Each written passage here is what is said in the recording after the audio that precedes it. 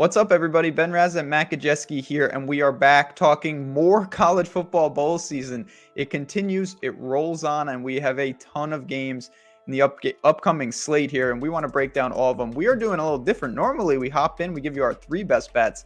It's bowl season. We got to step it up. We've got a 6-pack of games for you here. Matt's favorite bets, my favorite bets, all for the next week of games.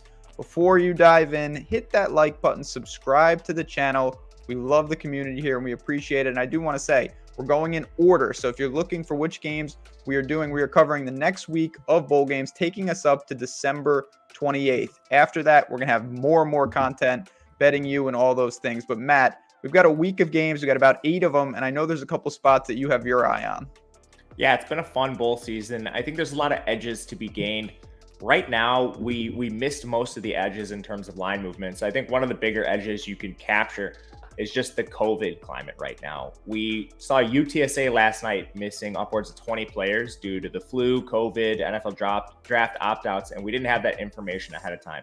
So you can gain little edges with late information now, especially with players going to the draft, entering the portal, but you're always going to have to be towing that line, and trying to decipher those situations ahead of time is tricky, but I think you can gain some line value if you can figure it out.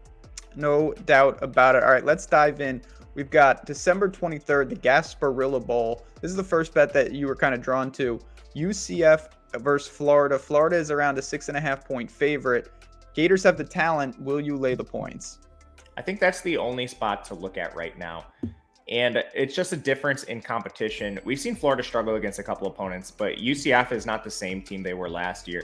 They went 8-4 this year, but they still took a major step back. And that was to be expected with Gus Malzahn coming. He's just a retread head coach who's had no success in his time with superior programs. The offense is drastically different. They're extremely slow, extremely run heavy, and slow enough and run heavy enough to cause the transfer of their premier quarterback, Dylan Gabriel.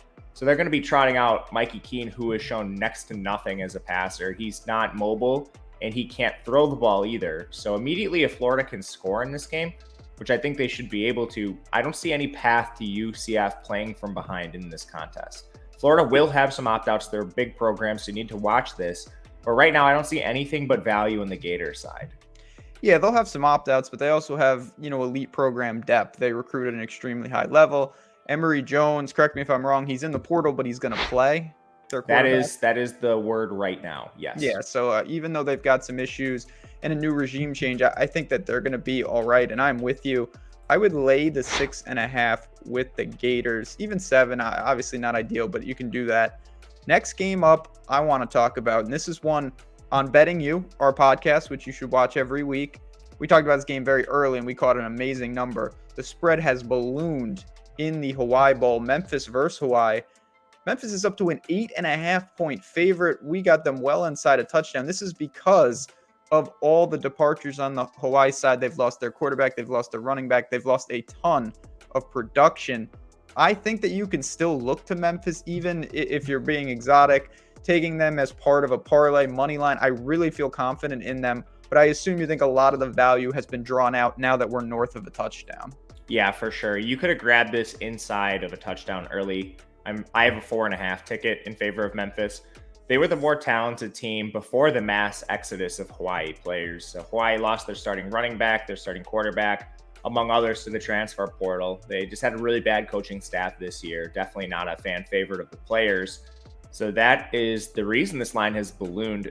The case for Hawaii is they'll be playing on the island. So they do some home field advantage, and Memphis is to travel.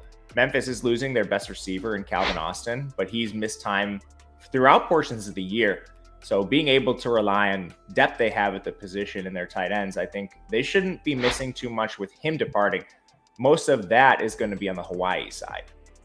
Yeah, I think the only other point to make so far, and it's early, it seems like the Mountain West has been very, very solid. And I do think there's something to that in bowl season. We've seen San Diego State and Wyoming and a couple others look pretty good. Utah State comes to mind as well. So maybe the competition that Hawaii has played during the year is better than we anticipated, but I think the losses are very, very tough. I still lean to Memphis.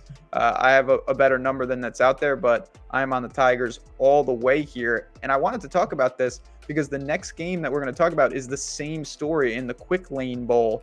Detroit, Michigan. We got Western Michigan and Nevada. Western Michigan is up to a 7-point favorite in some spots, and I assume, again, it's because of all the missing pieces on the Nevada side. Yeah, they lost nearly every single skill position player of importance. It starts with their quarterback, and that's Carson Strong. He's going to be in the draft. He's not playing in the game. They lost their tight end, Cole Turner, their number one receiver, Romeo Dubes. And it's not just that. The list goes on with these guys. They lost Milquan Stovall, Justin Lockhart, a lot of their backups too, like Elijah Cooks, Torrey Horton. All these guys left the program. And that's basically your top 6 skill position players on offense. We talked about Hawaii losing some players. I think Nevada might be the team that is affected the most by opt-outs and transfers this year. And it's not really that close in my opinion. At first, I didn't particularly like Western Michigan in the game, but I don't see any way that Nevada covers the spread with their entire second team playing. And we've seen Western Michigan play some pretty good teams this year and win. They beat Pitt, a team that maybe could have been college football playoff bound if it hadn't been marred by that Western Michigan loss. I don't think there's any value in the line right now at -7, but if you want to bet the game, I don't see there being any value on the Nevada side. It would be Western Michigan or pass. So I do want to talk about this just for one more second, and this is something I rarely ask you because I know you don't do this a ton and I don't either. Would you have any interest in a Memphis Western Michigan money line parlay get you -115? I don't take bets like that. No, you leave that to me. You leave the egregiousness. I don't think you're gaining any edge in the parlay. Fair enough. I think both those sides are pretty strong. I would rather just, I'm with you. I still think it's still prudent to lay the points if you like these teams. I agree with you. I just think it's priced efficiently. Like you're not winning anything more than you should be in that. So like I look for line movement, things like that. I would rather take like an alternate spread. And just think that they crush them? Yes. That's the thing. Again, here on Awesemo Odds, we talk about those things. We certainly have Odd Shopper if you haven't been over there. A great opportunity to surf those spreads, try to uncover some edges like Matt's talking about. And I mean, there's going to be a lot of people, and I assume if you watch this video, like you probably just want some action on the game some way or another. So it's definitely the Western Michigan side for me if I was picking it. I'm just not confident in the spread enough to take it myself at this number. However, if for whatever reason it went down to 6.5, that's a much better number, and I would be far more willing to take it at that. And the same thing goes for Memphis. If that went back towards a touchdown for whatever reason, I don't know. Sometimes you see these lines move in crazy directions. Those are where I'm trying to target them. But right now I see them as fairly efficient. No, and then that is more than fair. Just want to be aware of the options that you have with some of these teams if you still want exposure. We've got a couple games left here. Like I said, we're rolling on. We're not just stopping at 3 today. Next game up, Military Bowl, ECU and BC. This is a game I have no interest in, but you have been saying for a while now, this is one of your favorite, not spreads, but totals on the entire bowl season. You leaning over or under the 51? I like over 51, and that's a really good number. On my end, I'm seeing 52.5, but this is one that's fluctuated wildly throughout bowl season, so I'm not really surprised to see a point discrepancy here. I took this at 49 right when it opened, but it was priced for the Boston College with Dennis Grossel at quarterback and not the Boston College with Phil Yurkovich. They've been much faster and much pass heavier under Yurkovich, and it's not just the small sample we have this year. Yurkovich only played in a couple games, but last year as well. There's continuity between their coaching staff and most of their premier playmakers on the team. So with Yurkovich back, we've seen them increase their pace, increase their pass rate. And then on the other side, we know East Carolina is already one of the fastest teams in the country, running 79 plays per game. They're also pretty average in terms of pass rate, 49%, but that's still good here if you're looking towards the over. And I think the defenses are weak enough where points can be put up in this game. So this is one I still like. And you said 51. I think that's a great number to take right now. I would still take it at 52.5. Yeah, I'm staring at, and this just speaks to the importance of line shopping. I'm staring at 51 right now on my screen. So no doubt about it. I think all the edge there is, you've talked about this, the books are not realizing how different Boston College would have played all year if their quarterback did not get hurt. And since he's returned, they've returned to that up-tempo-esque form, much more high-octane offense. So yeah, I have tailed you on that. They're not losing a lot of players either. They've in fact had a lot of players say they're going to come back, like Zay Flowers said he was going to return. Yurkovich himself said he was going to return. So you're not dealing with as many players that could potentially leave. A lot of these guys have already announced they're coming back to school. Yeah, less variance. And again, at this time of the year, certainly that is part of the battle. And for the latest updates on that, at Matt_Gajewski on Twitter, at JazzRazDFS. We try to stay on top of the news. You can get our premium Discord, awesemo.com/join. Get one of those packages to stay up on these things because things change. I mean, you mentioned yesterday, guys are in street clothes that you didn't imagine, 20 players missing for this team. Just the nature of the beast that is bowl season. But we've got two more here. We are December 28th, and this is going to be the last day we cover in this video. Stay tuned for future videos. Of course, we're going to be covering the bowl, New Year's bowl games, the playoff games, and all that. But I want to ask you about Houston and Auburn, the Birmingham Bowl. Auburn is inside a field goal, slight favorite. I see 2.5 on my screen. Houston, I thought they could handle Cincinnati. I was dead wrong about that. Auburn's played a brutal schedule. No Bo Nix, of course, but they didn't have him against Alabama. Do you feel confident in them with the SEC, or do you go to Houston? I do like Auburn in this spot. I think if you can get it below a field goal, that's a great number. You mentioned the level of competition, and I do think that plays a role in this game. The drop-off from Bo Nix to Finley, I don't see as being drastic, and I don't think it was played drastically either. It played out that way. Finley actually came in and played fairly well against Alabama. Bo Nix has a long career of being mediocre at best. He's somewhat mobile, but I think Finley's too. Then on the Houston side, it's not only the lower competition. They played very, very solid in those games. They actually gave Texas Tech a good game as well. But they lost their best player in Marcus Jones. He entered the NFL draft, and he said he's not going to play in this bowl game. And a lot of you might not know Marcus Jones. He's a defender, but he's a cornerback, and he's their best corner, and he's their kick returner. And there were times this year where they were so hurt at receiver, they just moved him to offense. So he's just the most dynamic playmaker they have on both sides of the ball. His absence, I think, will be felt against Auburn here.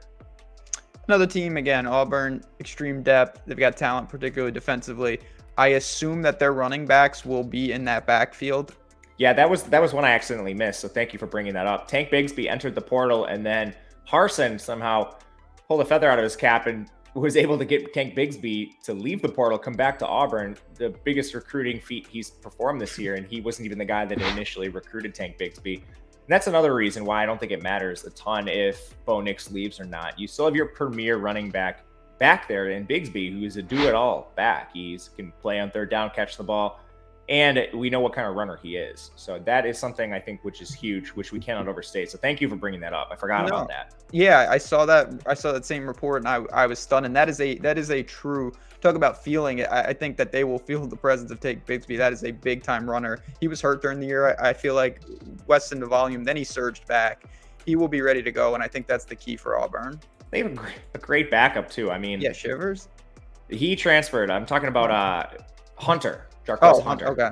Yeah, you love that guy. He's taken a backseat to Bigsby of late, but he's incredibly efficient when he's in the field. Bigsby's a different kind of runner. Again, just speaks to the depth of Auburn. Anything inside a field goal is good for me. Last game up before we bounce on out of here, the First Responder Bowl, Louisville and Air Force. What an interesting clash of styles. You've got Louisville with obviously Malik Cunningham. You've got Air Force who runs the triple option. You won't see many passes there with Daniels. What do you make of this? Who wins out style-wise? This is one where I took Louisville really early on, got them +1, but I honestly would take them up to a field goal here as well. And a lot of it comes down to the quarterback position. Malik Cunningham's coming back to school, so you don't have any concerns with him opting out. You did have a couple people transfer for Louisville, mostly at the receiver position. They lost Justin Marshall and Jordan Watkins, but I don't think those losses are as impactful as you would see with maybe another program. Louisville's a team that platoons their wide receivers, so they've been playing with 4, 5 guys rotating on and off the field the whole year, and they have players like Amari Huggins, Bruce, and Shai Werts. Shai Werts been hurt most of the year, but he's now come back healthier. And I think if you have just those depth options who've seen the field, the impact losing Watkins and Marshall shouldn't be quite as drastic as some of these other teams. And then you look at Air Force, we know they're going to run the triple option. And I think anytime you have 3 weeks to prepare for the triple option, it's better than just the week's notice you typically get in the regular season. So I'm still siding with Louisville, even though they've had a couple receivers transfer. And I like this, anything really inside a field goal. And you can find a pretty good number right now. I'm seeing a lot of ones out there. Yeah, I see one on my screen. Louisville, a slight favorite, but it's a pseudo pick 'em. And again, I think this is just the styles make fights. I think this is a good game to bet live. I always like to do that with academy teams because to me, Louisville's either going to be able to handle this or they're not. And if you see that they're really struggling, you might be able to take a position and get out of it, or vice versa early in the game. So there you have it. We've got 6 up and 6 down again. Thanks for watching. Hit that like button on your way out and stay tuned. Like I said, we just covered the next week of games. We got dozens of more bowls. Me and Matt will be on Betting You and more VODs here at Awesemo Odds. Good luck. Enjoy the games, and we'll talk to you guys soon.